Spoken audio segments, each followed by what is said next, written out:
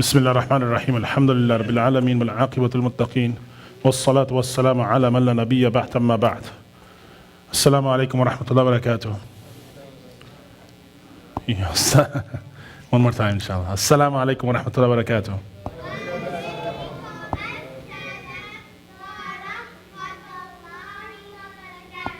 Jazakallah khair.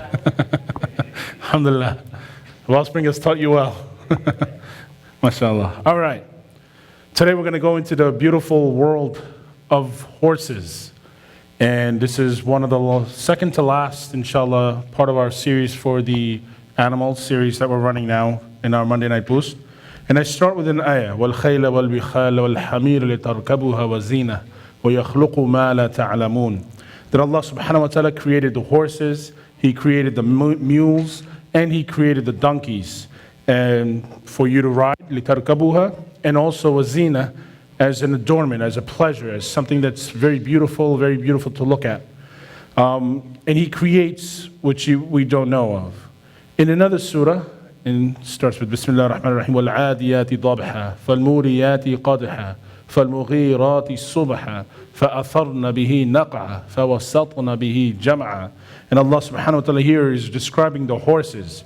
And it says, by the racers, they're panting, and they're producing sparks when they're striking, and they're charging during the time of dawn, and they're stirring up a cloud of dust, and they're arriving together in the center all collectively.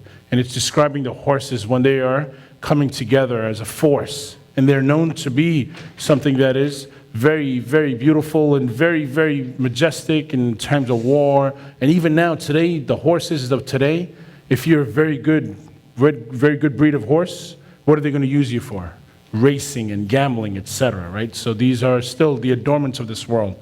In these ayat, Allah subhanahu wa ta'ala is describing the grace and the might of the horses when they're charging into the battlefield for the sake of Allah subhanahu wa ta'ala, in jihad, in the battle, for the sake of Allah subhanahu wa ta'ala. And these horses are also known as loyal warriors in the battle of Islam.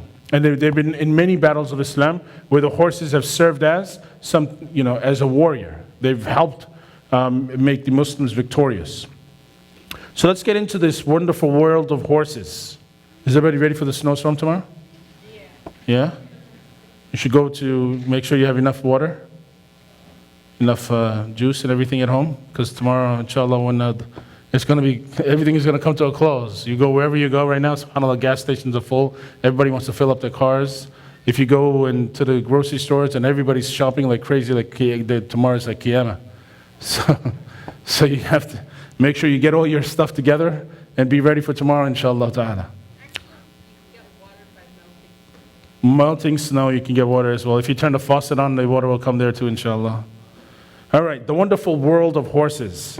In Surah Al-Imran, Allah subhanahu wa ta'ala describes this deep-hearted love that we have, this affection that we have for these worldly objects and worldly things. And one of them is the fine branded horses. Wal-Khayl is mentioned as well. And we're talking about these majestic, beautiful, honorable creatures that Allah subhanahu wa ta'ala has blessed us with. These creatures of Allah have walked alongside other men. And if you've seen, even in like American cartoons and American stories and American movies, you always have that horse, and the horse has a name, and there's that companionship between that man and the horse, that loyalty between the man and the horse. And when you go and the man is calling and he whistles at the horse, and the horse hurry up comes, or says the name, and the horse hurry up comes and takes the person and takes him for the journey and takes him wherever he wants to go. And sometimes the horse even saves the life of the man. And you've seen movies like this, and you've seen cartoons like this, and you've seen many things. And these are not made up. This has happened in the past.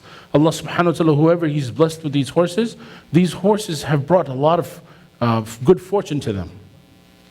Now, when we're thinking, an average person thinks, right, here in the city, how many people here have ever even seen a horse here in the city? You've seen it here in the city? Maybe if you went to Central Park, right, when they have the buggy rides. How many people here have ridden a horse? Ridden, physically on top of the horse and riding it. SubhanAllah, sisters in the back too. MashaAllah. So you people have gone and ridden on the horse as well. Here in the city? Or somewhere else?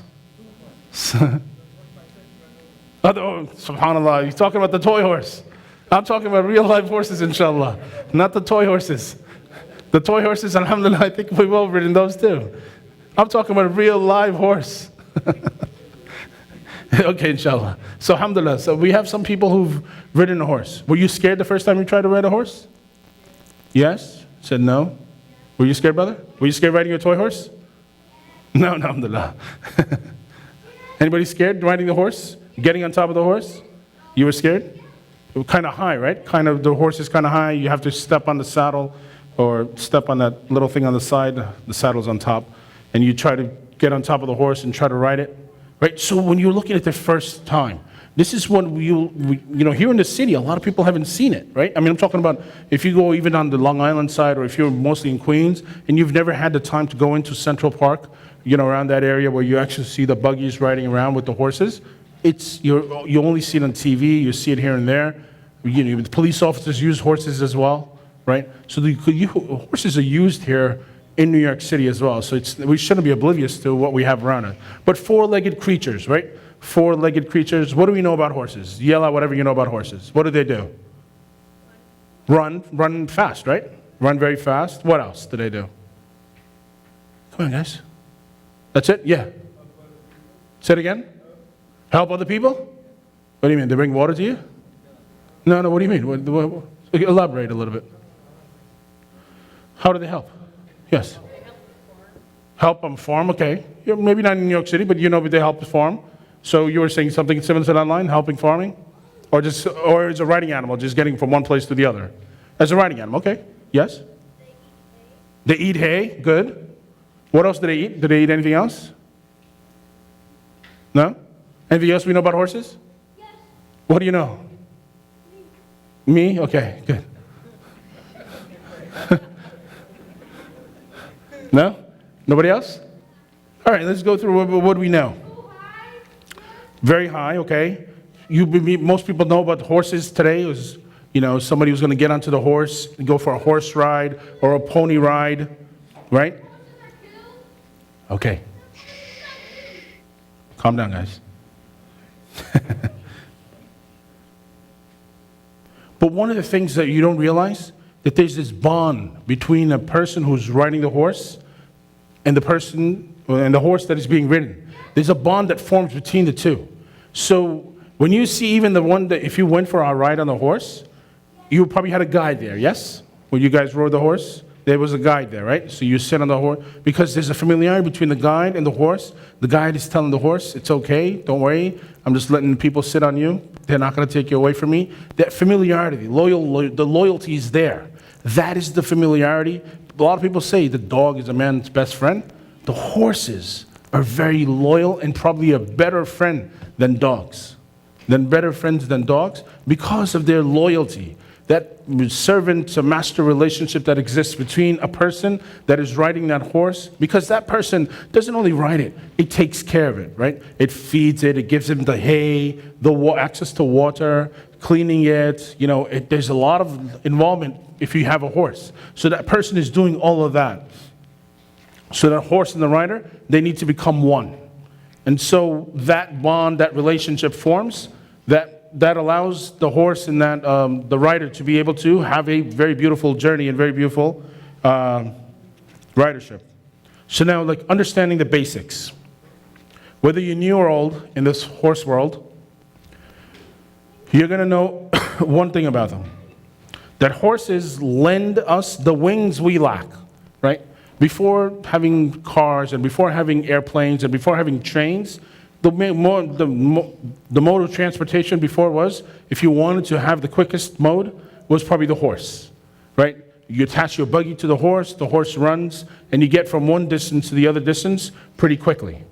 And that was something that even in the Prophet ﷺ's time was something that was taking place constantly. So even when the Muslims were blessed with horses, in the beginning they didn't have many horses, if any horses. And when they were blessed with the horses, the Prophet ﷺ told them about the blessing that the horses brought. Right? The horses are full of pride. And the person who owns a horse is also boasting about that pride. It's like getting a nice Ferrari or BMW in your car. What does that make you feel like? You feel like you have this horsepower, right? Even the engine, when we talk about cars that takes us from one place to the other quickly, 0 to 60 within a few seconds, that same is the horse speed, and this is why you call this horsepower.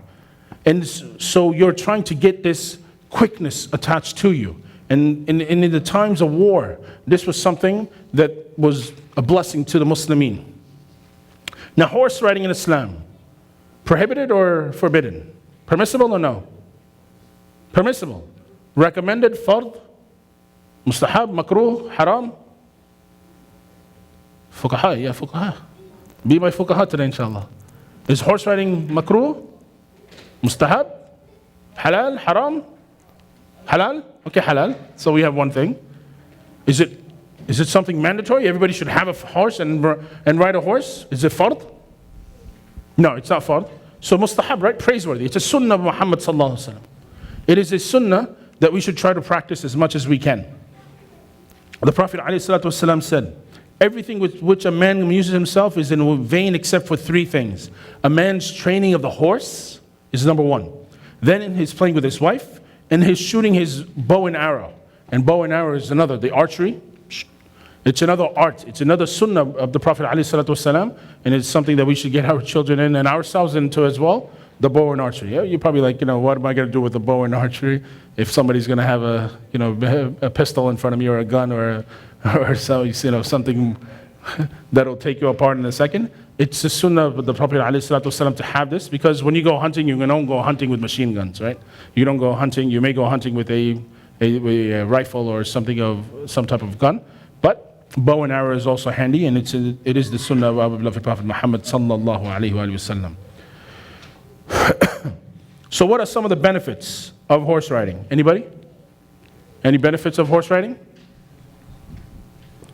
Good exercise. I'm sorry, say it again? Good exercise. A good exercise, good. What else? What are some other benefits of horse riding? Benefits of horse riding. Come on. Benefits, any benefits. You don't know any benefits? We said some of them.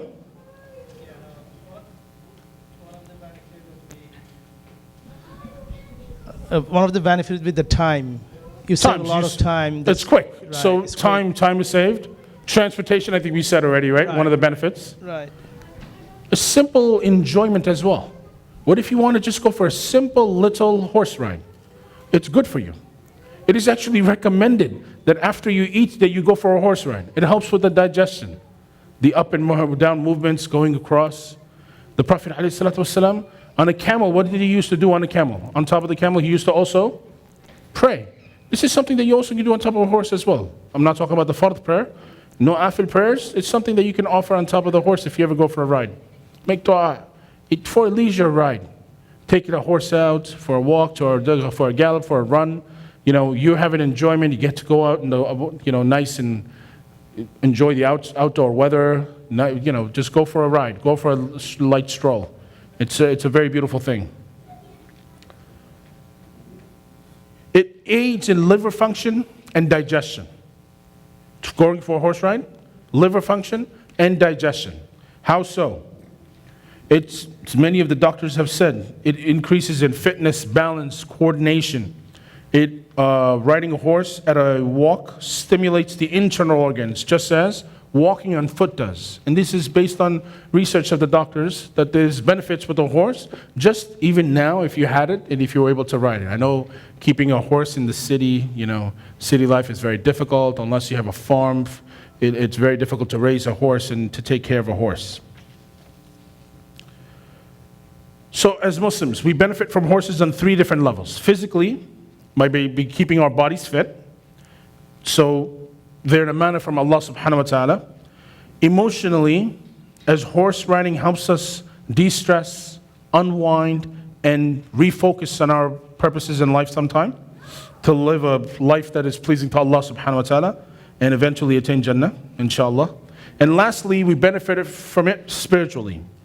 Now, with horse riding being a sunnah, if it's done with these intentions, then we're receiving the reward for even this fun activity that we're taking. So just a stroll, it's going to take you into the right way, following the sunnah of our beloved Prophet Muhammad sallallahu alaihi wasallam. And so if you think about some of the things that you can do, so just thinking about, let's, for example, take the physical part of it away and then the emotional part away, just thinking about it, that the Prophet ﷺ has made it a recommendation and taking that horse for a ride, that in itself should be enough for us to be, to go out once in a while. And there are ranches all over. So if you wanted to go in New Jersey, New York, different places, upstate New York, on the island, Long Island, and I'm not sure if there's a lot of places here in Queens and other places, but there are ranches that you can go for horse rides, and it's not very expensive at all.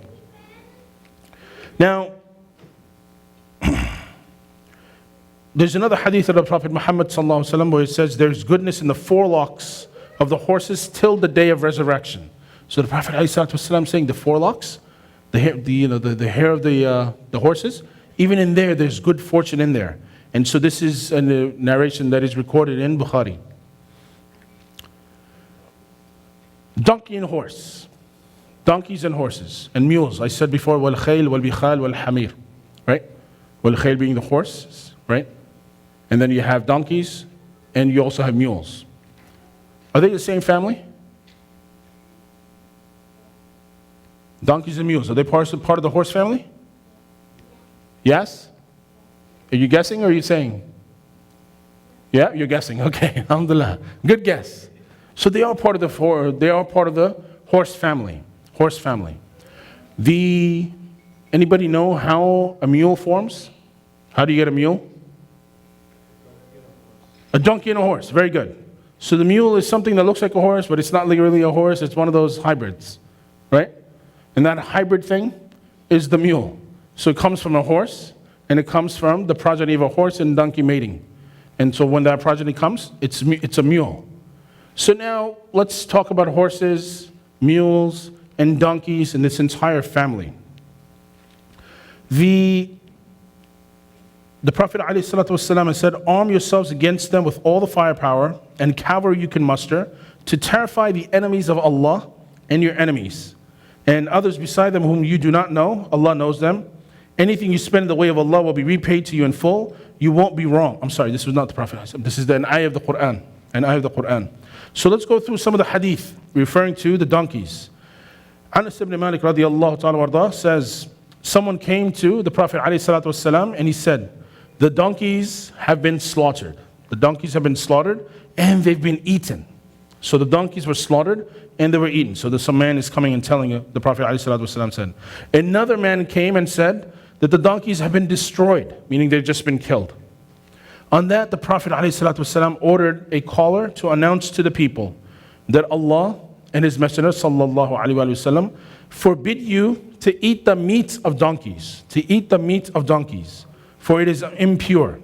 And so the pots, when they had killed the donkeys to make the donkeys, to cook the donkeys' meat, those pots immediately were turned over and allowed for them to be destroyed, meaning they were not going to eat it. When Allah and Allah's Messenger sallallahu alaihi wasallam have said something to the believers, to the companions, alayhi salatu wasalam, when the Prophet alayhi salatu wasalam has said this, then they followed that order and they immediately followed it. So they were not going to say, okay, I'm just going to eat this meat now, and then from this point forward, I'm not going to eat it anymore. Right away, they just got rid of it, and that's it. They were boiling it, and they got rid of it. And this you'll see in Sahih al-Bukhari. There's another hadith narrated by Ali ibn Abi Talib radiyallahu ta'ala warda. The Prophet alayhi salatu wasalam, he had banned temporary marriages and then made the meat of donkeys unlawful on the day of the Battle of Khaybar. On the day of the Battle of Khaybar, he had made the meat of donkeys unlawful, impermissible. In another hadith, now look at this one. It's narrated by Khalid bin Walid radiyallahu ta'ala warda, that the Prophet alayhi salatu wasalam prohibited the meat of horses and the mule and the donkey on the Battle of Khaybar. So Khalid ibn Walid has said that all three things are forbidden: the meat of horses, the meat of mules, and the meat of donkey.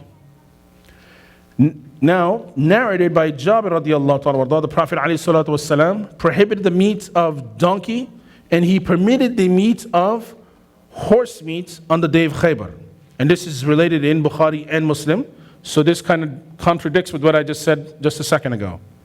And then, narrated by Al-Bara and Ibn Abi Awfa, the Prophet ﷺ prohibited the eating of donkey's meat. So before I go into this analysis, what have you heard so far? What is definitely haram? What is meat that you cannot eat at all? Donkey meat cannot eat at all, right? Not one place have you heard so far that the donkey's meat is halal at all, right? It's haram, 100% impure to eat, correct? Yes? Everybody follow that so far? Asma radiallahu ta'ala wardaha said, we slaughtered a horse during the lifetime of the Prophet ﷺ while we were in Medina, and we ate it. So far what have you heard? Somebody said that the horse meat is haram, it's been forbidden. Another one said that it is something that you can eat. So there's some confusion here, right? Let's go through the different thoughts. So donkeys. Ibn al-Mundar has said that there's no disagreement whatsoever amongst Muslim scholars regarding the prohibition of the flesh of domestic donkeys. So if it's a donkey, the meat of donkey 100% is haram. Meaning you cannot eat the meat of donkeys. Let's go into mules. Mules again was what? It is the progeny. It is the son or daughter of the horse and the donkey, right? The mule is a hybrid. So this is an opinion of Sheikh Muhammad bin Salih al-Uthaymeen, rahimahullah ta'ala. He says, included in the prohibition of impure animals is that which is born of an animal which may be eaten. He's talking about the horse, which may be eaten, and which may not be eaten, such as the mule. Because the mule is born of the donkey when it mates with the female horse, and the horse is permissible while the donkey is impermissible. So the horse meat is permissible, and the donkey meat is impermissible. So because it's coming from something that is permissible and impermissible, the impermissibility stands out. So therefore the mule is going to be something that is not going to be eaten as well. It's not going to be made permissible. So when something is born out of which may be eaten and which may not, the forbidden portion overcomes the permissible portion and it becomes forbidden. And this is in Fatawa Islamiyya. I'm pretty sure there's other fatawas that you could probably look up. And this I picked up Sheikh Muhammad bin Salih al-Uthaymeen rahimahullah ta'ala's fatawa. Horses. The majority of scholars have said that it's permissible, but it's makruh, it's hated, it's disliked to eat the meat of donkeys, the horses, to eat the meat of horses, because of the sound hadith that I had narrated by Jabir and by Athma concerning them. So let's go into the school of thoughts, right? Everybody also wants to know, the different schools of thoughts. What do they say? So let's go into one of our favorite imams, the Hanafi school, and the Maliki school of fiqh. So Imam Abu Hanifa rahimahullah ta'ala and Imam Malik rahimahullah ta'ala consider eating the meat of horse makruh tahrim. Makruh tahrim. In their reasoning, there's a reasoning behind it. They say that the horse is a noble creature. It bestows nobility on those who ride it. So it itself is noble. Right? The horse, it's considered to be noble. Anybody who has a horse, and I'm talking about a regular, well-rested, healthy horse. I'm not talking about any old horse that is about to die. I'm talking about a regular horse. When you ride it, it also gives that person a sense of nobility as well. It's just like a person who drives a regular Camry or a Corolla, or who drives a nice BMW or Mercedes. More horsepower is better than less horsepower. You see? Horses. We're using the same terminologies. The vehicle, the structure has changed. It's become mechanical. It's become more machine-based and machinery. And inshallah ta'ala, as long as we have it, we're going to enjoy it. But one day this technological revolution comes to an end, and we're going to have to go back to horses and back to the old way of doing things, because the technological revolution will not go forever. So, both schools of fiqh, the Hanafi school and the Maliki school, they both think of the horse as a valuable instrument for battle. It's used for jihad, and that's what they wanted to do. That's one of their main reasons why they said it's disliked. If you keep on eating one of your best weapons in the field, then how are you going to consistently fight and battle the enemy? When they're going to come with their horses and their military weapons, then you need to have your weaponry as well, and horses were considered to be one of those. And so Imam Abu Hanifa and Imam Malik considered considered horse meat demeaning as a source of meat. Demeaning as a source of meat, because you're not using it for its full potential, which is to be able to fight wars on behalf of Allah subhanahu wa ta'ala and the Muslim. Now, the other school of thought that I wanted to go into was the Shafi'i school of fiqh. Imam Shafi'i considers that there's nothing wrong with eating the horse meat. There's nothing wrong with eating the horse meat, and he considers it as makruh tanzih, citing the hadith of Jabir radiyallahu ta'ala, where you can eat it if you really need to. If you really had a reason for it, you can eat it, but you probably should not eat it, right? Because of all the other benefits that the horse can provide you. So it's a means of transportation. It can take you from one place to the other. It can help you with farming. It can help you with pulling things. It can help you with, putting buggies and giving rides to others. What about milk? So I ask you a question. So we just said the eating the meat of horses is okay, permissible, but generally speaking, makruh, right? Donkeys and mules, we're saying that we do not eat their meat. What if we get milk out of them? Can we drink the milk? Yes. All of them? The horse milk, the donkey milk, and the mule milk? Horse and the mule. Horse and the mule? Why not the donkey? You pick the mule. Because it's impermissible. It's impermissible. So donkey is 100% permissible, so you're saying, okay, so because mule has a little bit of horse in it, maybe the milk is okay? Yes? Okay, no, I don't want to put you on the spot. It's okay. If you have a response, no problem. If you don't, no problem, inshallah. Anybody else? Horse milk, donkey milk, and mule milk. Halal or haram?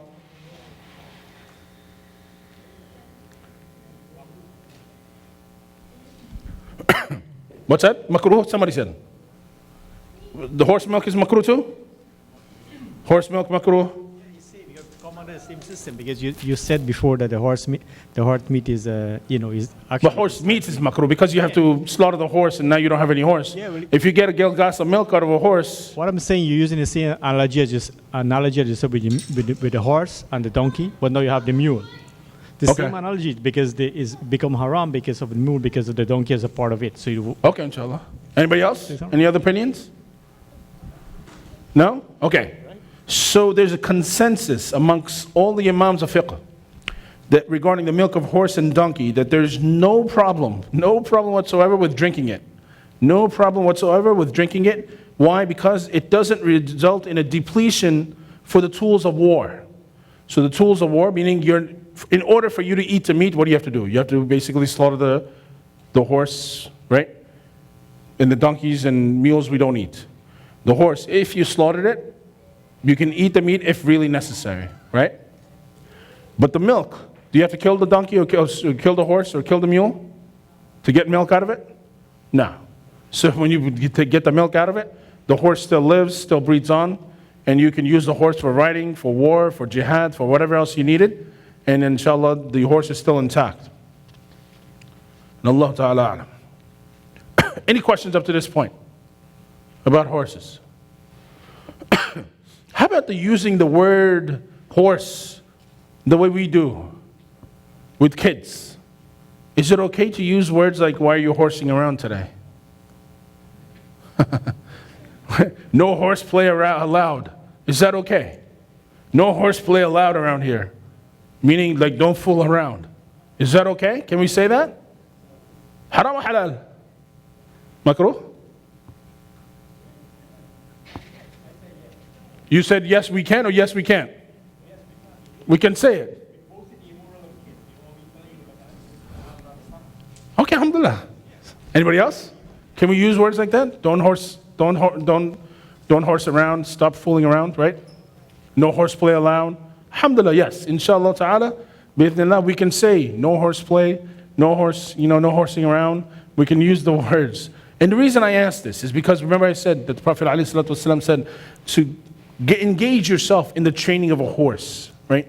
And so it's an act that is not required, but it's highly encouraged by the Prophet ﷺ. So if it's highly encouraged, then we should try to do it as much as we can, and then we should try to associate everything. What about animal brutality? Can we treat a horse with disrespect, yell at it, scream at it. You ever see the horses? If you go overseas, they use the horses and the buggies in certain places, and they whip it, and they whip it. Whoa, run faster, run faster, run faster. What about whipping the horse over and over again? No? Move fast enough. It's hurting the horse. Yes. The horse told you? As long as you're not hurting the horse. Say it again. You can whip the horse as long as you're not hurting it. As long as you're not hurting it, you can whip the horse. How can you whip without hurting But how are you going to know if you hurt the horse or not? That whipping is not hurting. That whipping is just to encourage it to go. To run. That whipping is not hurting. No, what if it's being really stubborn one day? It just doesn't want to do it. What if it just doesn't want to go for a ride today? What if it doesn't want to help you make business? I think you can't do that because you're hurting a living thing. You're hurting a living thing. You probably should stay away from animal brutality, right? One of the things that we covered in one of our prior lessons is you probably should not be whipping the horse or beating the horse, right? Even if it's being stubborn that day, and you should probably try to be a little bit more sympathetic to it. It's a living being. It's not a human being, but it's a living thing of Allah. It's something that has been adorned with beauty. It has been given a lot of gifts, a lot of abilities, and so we should try to use them to our fullest. And if it's unable to perform in one day, then we should not overcome our anger. Meaning, we should not be angry at the horse. We should overcome our anger and be somewhat decent human being. Yes, sir. I just want to say one thing. I look at horse races sometime, and it's not. I don't know if you should say whipping. It's just like they use on the horse like this, and the horse keep running. That's what I meant. You're right. So in those types of places, It's like they're a little making sounds as tickling well. Thing, like it tickles them to run faster. It's not a whipping, actually. If you're tickling them and they're having a fun time, no problem, inshallah. If you're whipping them and you're hurting them, we have a problem, all right? Yeah, I don't think it's hurting because when you watch No, I heard there's horse sounds too. racing, yeah, horse racing. Yeah. You see the jockey do something like this. Yeah. And the horse run fast. No, absolutely, absolutely. So the jockeys, they're not hurting their horse because this is a horse for racing purposes that's going to bring them millions and maybe a lot more money than you know Yeah, for I just horse wanna racing. say And then one- sorry. just want to make sure that we don't condone gambling here. So just in case if you are participating in a horse race, make sure it's not for gambling purposes, that you're just having a friendly horse race with no wager online. Please. I'm talking about American Pharaoh, by the way. Okay, I just want to share one thing. Sure, sure. I read the American Civil War between 1861 and 1865. They used horses to carry the weapons up to like the mountainous area or area that the vehicle can't go. Okay. Yeah. So, and the Napoleon War also, horses were used to carry all the weapons up into the mountains. And that's a because- very beautiful point because I was just going to, one of the things that I was reading when I was reading and preparing for this is there's certain mountainous areas and the high areas where if you weren't able to get to it by Right. car, then there's a point that you stop, either by car, bus, jeep, whatever, and then either you have to take a bike, which is very difficult, or you ride like on a horse and even a horse, it might be too tough for the horse to go up the terrain, and so they might even use a donkey in a slow format way. Donkey goes very slowly up the mountain or up these paths that are very Yes, difficult to climb. and people who visit like Nepal went up to the Himalayas mountain. When they reached a part, they used donkeys to take your load, your harvest, your backpack and so on up to help you up Right. there. Alhamdulillah. Yeah. Any questions? I wanted to share a beautiful story about the horses. Any questions? So I wanted to go into this story about Sulaiman alayhi salatu wassalam, the great prophet Solomon. It's a beautiful story, right? The way you see it probably. So Sulaiman alayhi salam inherited. Who was his father? Dawood alayhi salam. Thank you for pointing at me and telling me. So when Dawood alayhi salam had been granted prophethood and he had won that battle, he didn't have a lot of wealth with him as he was given, the leadership of the rule of that time. But Sulaiman alayhi salam, when he had acquired, the prophets do not bequeath their property. So it's given away to the poor and needy and not to the relatives. And the Prophet Muhammad sallallahu alaihi wasallam said the Prophet's property will not be inherited, and whatever we leave is to be used for charity. And this is in Bukhari. So Allah subhanahu wa ta'ala says, indeed we gave knowledge to Dawood alayhi salam and Sulaiman alayhi salam, and they both said, all the praises are thanks to Allah subhanahu wa ta'ala, who has preferred us above many of his believing slaves. And Sulaiman alayhi salam inherited the knowledge of Dawood alayhi salam. And he said, O mankind, we've taught you the language of birds, meaning you two, and on us you've bestowed all things. And verily this is an evident grace from Allah subhanahu wa ta'ala. And so they were gathered before Sulaiman alayhi salam, his host of jinn and his men, and then the birds, and they were all set in battle order, marching forwards. And this is mentioned in the Quran. So after the death of Dawood alayhi salam, Sulaiman alayhi salam became the king. And he begged Allah subhanahu wa ta'ala, he made dua to Allah subhanahu wa ta'ala for a kingdom that no one after him would ever have. Like the greatest and the most grandest kingdom. So if you think like, the kingdom of Saudi Arabia, or the kingdom of, or the richest man alive today that we know of, that he has this great kingdom, this doesn't even match probably the pinky toenail of Sulaiman alayhi salam's wealth at that time. Meaning the amount of command that he had over the people, the jinn, the birds, the animals, and everything else. So Allah subhanahu wa ta'ala granted him this wish.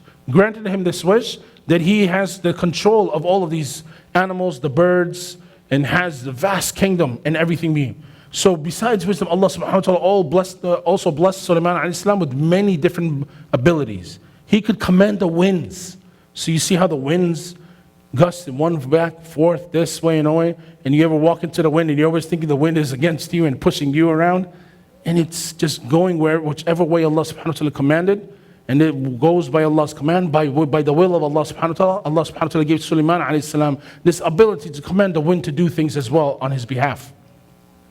And understand and talk to the birds. So he was able to communicate to birds and other animals as well. Allah subhanahu wa ta'ala directed him to teach both men and jinns to mine the earth, to extract those minerals, to make tools and weaponry.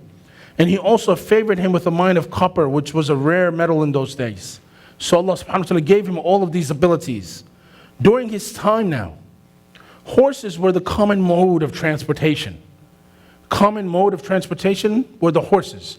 So Sulaiman alayhi salam and his people and everybody else would use the horses to go from one place to the other. They were very essential for defense. They helped carry soldiers from one point to the other. The cart provisions, right? So the big buggies, the transportation.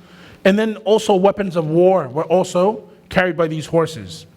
The animals were well taken care of, and they were well trained. So one day Sulaiman alayhi salam was reviewing a parade of his stable. So he had a huge, vast stable of horses, and he had other animals as well. And then when he's looking at these horses all over the place, he was mesmerized by their fitness, the beauty, the posture of the horses. It fascinated him so much. He kept on stroking and admiring them. He was so humbled and so beautified by them, he was mystified almost. Like he was losing his sense of his own personal mind, not knowing where he was at this time. But, just being in love and admiration of these horses. Now the sun is nearly setting. The time for the Asr prayer is passing by.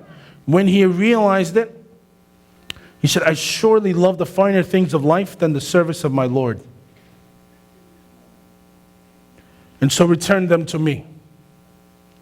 So when this happened, when he spent more time with the horses, and it made him miss one of the essential prayers, the horses were in trouble now. Allah subhanahu wa ta'ala revealed, and to Dawood alayhi salam we gave Sulaiman, he was how excellent of a slave he was, and verily he was ever returning in repentance, meaning he asked Allah subhanahu wa ta'ala consistently for repentance, for forgiveness.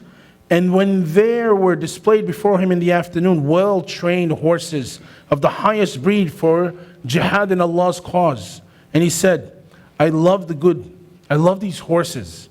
Instead of remembering my Lord in Asr prayer till the time was over, and the sun had hidden in the veil of the night, then he said, bring these horses back to me. And then he began to pass his hand over their legs and their necks. What do you think happened to the horses? Because of the horses and because they took him away from the worship of Allah subhanahu wa ta'ala, he had the horses taken away, killed. They were taken away. And so Sulaiman alayhi salam, and I wanted to tell you this, the horses, Allah subhanahu wa ta'ala made them beautiful creature. You see them running around, it looks beautiful. When Allah subhanahu wa ta'ala talks about the Surah Adiyat, when the horses are coming and it is striking in the middle of the night, when they're going for war, and you see, when you will see the horses ride, the horses are running, they're galloping, you'll see with the horseshoe, you'll see these sparks fly. Sparks fly, the dust is gathering because of the fast pace that they're running with, and it seems like there's a huge parade of animals coming at you, or a stampede coming towards you, and you see there's a stampede of horses coming towards you, but subhanAllah, maybe just a few horses, a couple of horses, or 2 or 3 horses, not many horses, and it's creating all of this beauty and dust and this noise and the sounds that are coming with the horses. All of this is coming about from the horses. So when we're mesmerized, when we're beautified, anything that takes our mind away from Allah subhanahu wa ta'ala, from the worship of Allah subhanahu wa ta'ala, that is something that we need to cut our ties with.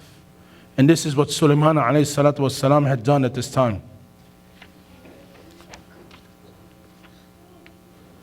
Any questions about horses?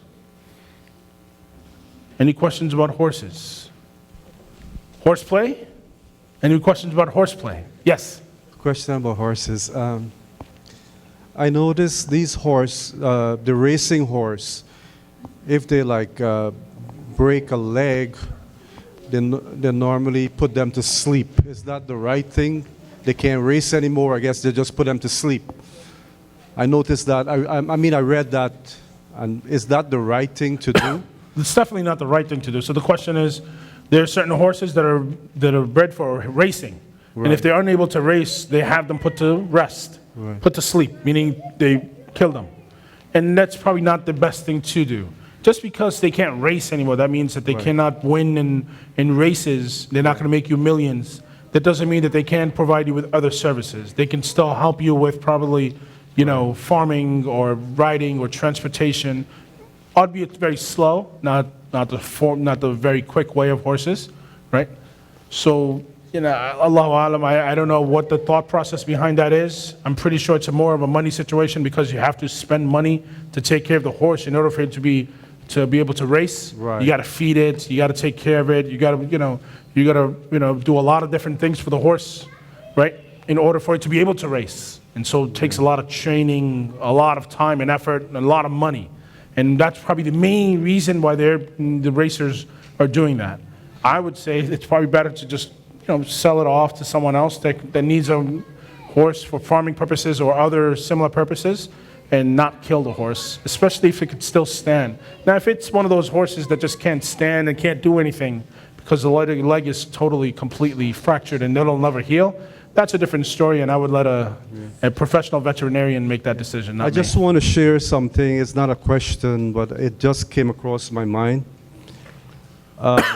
Back home, I say back home, back where I'm from, where I was born, they have these horseshoes, and they normally put it up on the house and turn it the other way around and say, they use it, we say a shirk.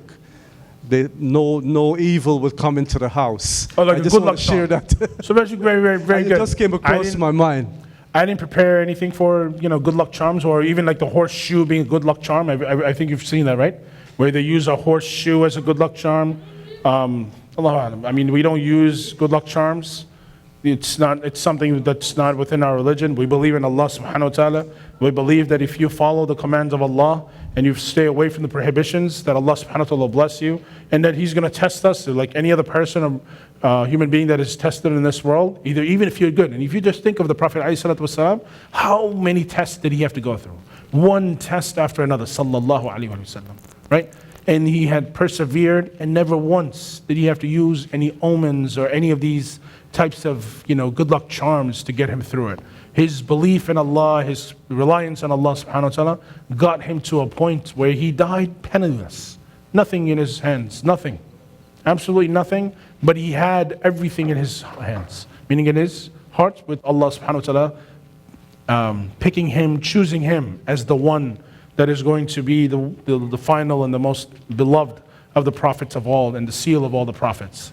And so if we take him as our example, sallallahu alayhi wa sallam, that good luck charms and omens, these are things that it doesn't make sense. Like if I said this is my lucky pen and tomorrow I lose it, what does that mean? Or if I have and if I have a horseshoe, right? If I have this horseshoe with me, what is this going to do for me, right? And if you go back to the idols on the Yawm al-Qiyamah, Allah subhanahu wa ta'ala is going to say to them, like, have your idols now, protect you. These are the ones that you should go to protection for, now go to them. And they're not going to be able to go to these statues and these pictures and these chocolates and whatever else they're worshiping. SubhanAllah. So horseshoes and any other omens that they're using, any other good luck charms, these are things that we do not use, we do not rely on, it's not part of our religion. And anybody who tells you anything different is not following the sunnah of our beloved Prophet Muhammad sallallahu alayhi wa sallam. Any other thoughts or any other questions about horses, horseplay? Sorry. No to be- problem.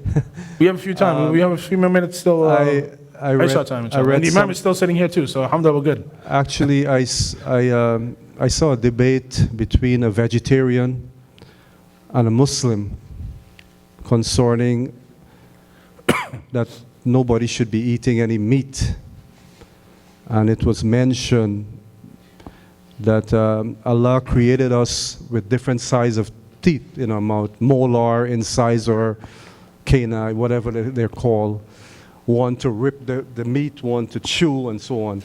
But you will find with a horse or I think a cow or donkey, they only have one size of teeth in their mouth. So that means they should only eat grass. They were created to eat grass. You want to share some light on that because they're not allowed to eat any meat. Is that true? So we as human beings are not allowed to, or the horses are not allowed The to eat? horses. Allahu Alam, I didn't do that research, so I'm not 100% sure, but my understanding is that no, most of them would just, we feed them grass and hay and of that nature. And usually, physiologically, if you're going to look at teeth, if you're going to eat meat, you're going to have some type of canines and sharp teeth, like we have teeth as well. That's so right. you eat the meats as well. So, like I said, I haven't researched the teeth aspect of horses, but it that probably was- makes sense. that And was then the the research. digestion as well, right? If they were to eat meat, if they were allowed to eat meat, their bodies would probably react a little bit differently, right? Their That's right. bodies would be created differently. So, Yeah. from yeah. my understanding is that they feed on grass and they feed on hay, and that their teeth are probably just fitted for that purpose, and then their digestive system is set up in that manner as well, where they only eat that hay and grass and Okay, whatever. Jazakallah. Yeah. Yes, brother. Flat teeth. Okay, so good. I think the brother just said the same thing. You confirmed it for me, inshallah. Jazakallah khair. See, this is why we come. Sometimes you learn from others. So horses have flat teeth. And so they eat horses and grass. Yes. There is a question from Facebook Oh, subhanAllah. from Sister Sumaya. Can you eat horse if it is already dead and you are very hungry and poor? Can you eat a horse if you're very hungry? If it's already dead, If it's already dead. If you you are know hungry and poor, but you are hungry and poor. That's you're hungry and poor. So this takes us to the animal situation, a general animal. If you see like even like a lamb, goat, cow, or anything that is permissible to eat. And if you don't know how long it's been dead, right? In the olden days, there was a problem, right? Because you just don't know how long it was dead for. So let's say if it's going to that point where it's into that format of decaying, you're gonna have food poisoning, and you're probably gonna die of food poisoning as well. So that was the problem. That was the Prophet ﷺ said, if you've never, if you're seeing animals that are dead across the streets, dead animals are prohibited to eat.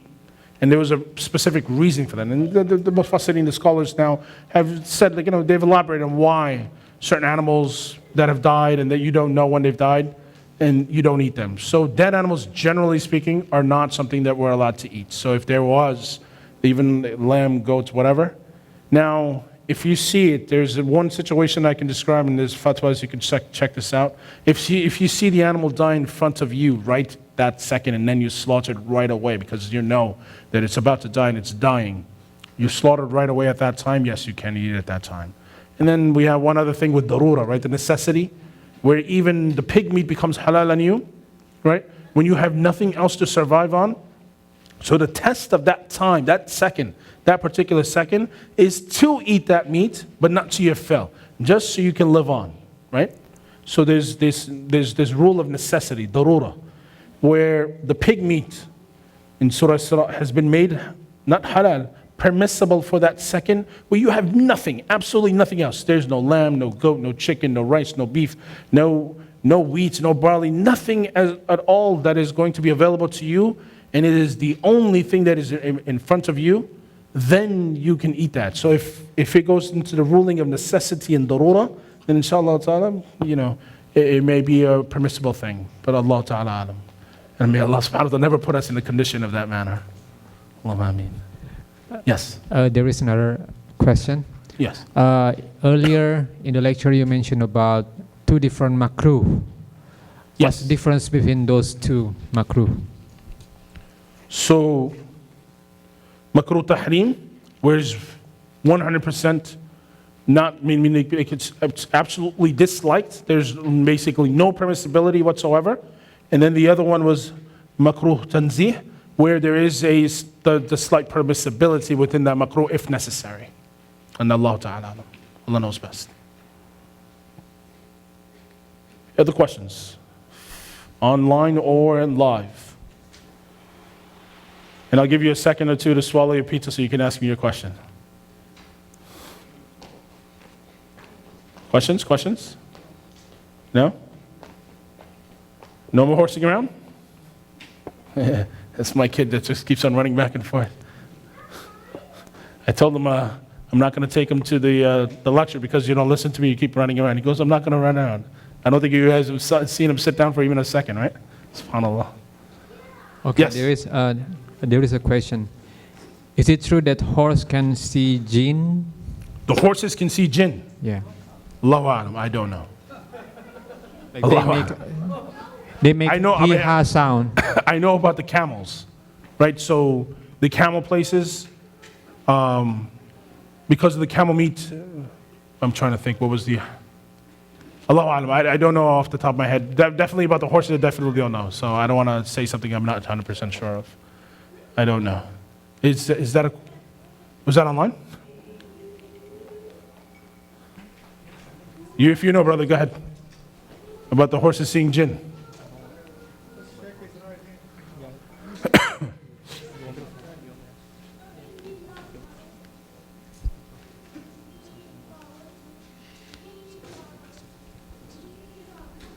Okay, I have a question. Are all donkeys haram to eat, or is it just the domesticated donkeys?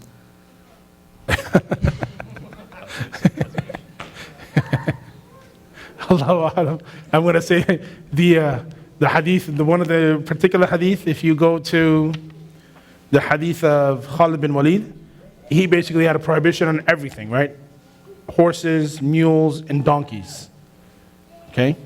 And this is at the Battle of Khaybar, and that was the particular source. And then Jabir radiallahu ta'ala said the prohibition is on the meat of domesticated donkeys.